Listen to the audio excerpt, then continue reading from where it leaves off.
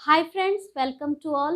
और आज हम लोग बात करेंगे ऐसे केस के बारे में जिसमें कि दांत में कीड़ा बहुत ही फास्ट रेट से ग्रो करता है। और ऐसा कब कब होता है? तो सबसे पहला चीज़ कि ये जो मैं केस आपके साथ डिस्कस कर रही हूँ, ये एक 12 ईयर फीमेल पेशेंट हैं जिनके मुंह में जो दांत है, उनके एनामल की जो लेयर है वो बहुत ही जल्दी पहले वाइट चॉकी अपीयरेंस होता है, फिर ब्राउन होता है और फिर वो ब्लैक हो जाता है और चिप आउट हो जाता है। तो इस तरह से इस पेशेंट का कंप्लेन था जब उन्होंने मेरे क्लिनिक में रिपोर्ट किया। तो ये जो कंडीशन है, ये एक तरह का एनामल डिफेक्टिव एनामल का जो फॉर्मेशन हुआ है, इस कंडीशन को हम लोग एनामल हाइपोप्लेजिया कहते हैं। और इसमें क्या होता है कि अगर आपके एनामल डेंटिन के साथ ठीक से बॉन्डेड नहीं होते हैं, या फिर जब उनका फॉर्मेशन हो रहा था तो वो उतने अच्छे से मिनरलाइजेशन वाले फेज़ में नहीं मिनरलाइज हो पाते हैं। और चूँकि वहाँ पे मिनरलाइजेशन की कमी होती है तो एनामल का जो ऊपरी लेयर है वो हाइपो मिनरलाइज होता है और वो इस कारण से चिप आउट होना स्टार्ट हो जाता है। तो पहले पेशेंट का जो हाइपोमिनरलाइजेशन हुआ है उसमें आप देख सकते हैं कि चॉकी वाइट अपीयरेंस आसपास के दांतों पे है। फिर ये पेशेंट के कंप्लेन थे कि जो ये वाइट है वो ब्राउन होता है और फिर ब्लैक हो जाता है।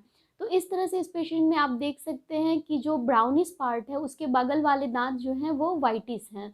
तो ये जो चॉकी वाइट अपीयरेंस है, इसको हमें नोटिस करना है। तो अब ये जो एडवांस स्टेज हो गया इस पेशेंट में, जो आप आगे के 2 दांत हैं वो काफ़ी ज़्यादा डैमेज हो चुके हैं, जो इसमें ग्रॉसली डैमेज्ड हो चुका है कीड़ा के कारण। तो अब जो है यहाँ पे जो डीकैल्सिफिकेशन हुआ है एनामल का, उसके कारण से चिप आउट प्रोसेस जो है काफ़ी फास्ट हो गया है। और जब इस पेशेंट को गर्म पानी से दिक्कत होने लगा, मीन्स जब आपके पल्प जो हमारे दांतों के नस होते हैं वहाँ तक इन्फेक्शन पहुँच गया, तो पेशेंट को गर्म दूध गर्म पानी से दिक्कत होने लगी और वो इस कंप्लेन को लेकर मेरे पास आए थे। जब इनका मैंने रेडियोग्राफ लिया, एक्सरे लिया, तो मैंने देखा कि जो 2 दाँत हैं वो ग्रॉसली डैमेज्ड है। उस टाइम पे हम लोग इसके लिए आरसीटी किए, आरसीटी के लिए प्लानिंग किए। और जब हमने इसका आरसीटी स्टार्ट किया तो वो जो लेटरल इंसाइज़र है वो इतना ज़्यादा अनसपोर्टेड एनामल था कि वो टूटते ही चला गया। फिर हमने इस कंडीशन को किस तरह से इस केस को हमने अपने क्लिनिक में ठीक किया है, उस चीज़ पे मैंने ये वीडियो बनाया है। और आप अपने ग्रॉसली डैमेज टूथ को भी बचा सकते हैं।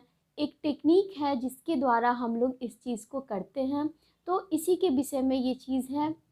सबसे पहली चीज़ कि हमें दाँतों का ध्यान रखना चाहिए और इतना ज़्यादा डैमेज होने तक इंतज़ार नहीं करना चाहिए। और अगर फिर भी अगर आपके दाँत बहुत ज़्यादा डैमेज हो चुके हैं तो आप इसे बचा सकते हैं। तो इस केस में हमने देखा कि जब हमने इसके लिए आरसीटी प्रोसेस स्टार्ट किया तो इसमें इनका जो अनसपोर्टेड एनामल है वो ब्रोकन हो गया, टूट गया। तो हमने यहाँ पे पोस्ट जो है पेशेंट के लिए एडवाइस किया, और इस आरसीटी के बाद हमने पेशेंट में पोस्ट किया। और पोस्ट करने के बाद जो ब्रोकन पार्ट था उसको स्ट्रेंथ देने के लिए आफ्टर पोस्ट हमने कोर बिल्डअप किया। और जो कोर बिल्डअप होने के बाद पेशेंट का लुक आया है वो कुछ इस तरह का है, जो कि पेशेंट जो जब हमारे यहाँ इनिशियली रिपोर्ट हुई थी तो उनका जो एक लुक था, स्माइल था, वो काफ़ी हद तक अब इम्प्रूव हो चुका है आफ्टर ट्रीटमेंट।